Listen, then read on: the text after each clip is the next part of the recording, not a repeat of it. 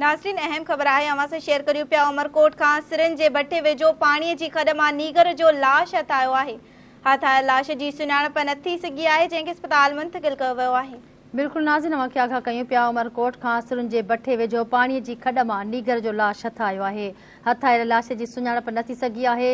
लाश अस्पताल मुंतक़िल कयो वियो आहे। वधीक जांच कई पई वञे। ब्रेकिंग न्यूज़ अवां सां शेयर कयूं पिया। उमरकोट खां सिरुनि जे भट्टे वेझो पाणीअ जी खॾ मां नीगर जो लाश हथ आयो आहे। अफ़सोसनाक ख़बर अवां खे ॾियूं पिया।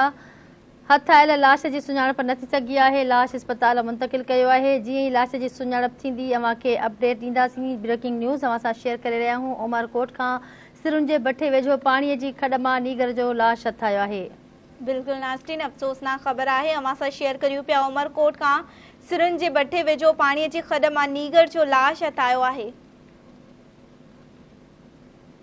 हथ आयल लाश जी सुञाणप न थी सघी आहे। हथ आयल लाश खे अस्पताल मुंतक़िल कयो वियो आहे।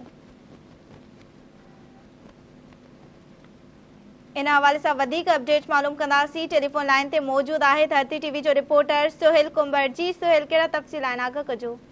अफ़सोसनाक ख़बर ॿुधाइण नालू अमरकोट जे कुंडरी रोड वेझो जेके भगत तुलजाराम जी सिरन जी भट्टी जे भरिसां जेके पाणी जी खॾ मां 8 साला मासूम ॿारड़ीअ जो लाश है वो हथ आयो। 8 साला मासूम ॿारड़ी जो लाश है वो सिरन जी भट्टी के पासे में जेके पानी की खॾ मां हथ आयो है। सिरन ते जे भट्टे ते कम कंदड़ जेके मज़दूरनि आहे जेको ॿारड़ी जो लाश है वो पानी में तरंदो ॾिसी जेके वो ॿार कढियो।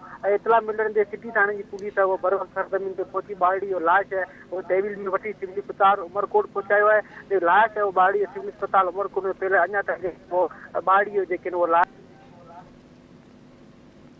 ठीक है सुहेल, अवां जी मेहरबानी।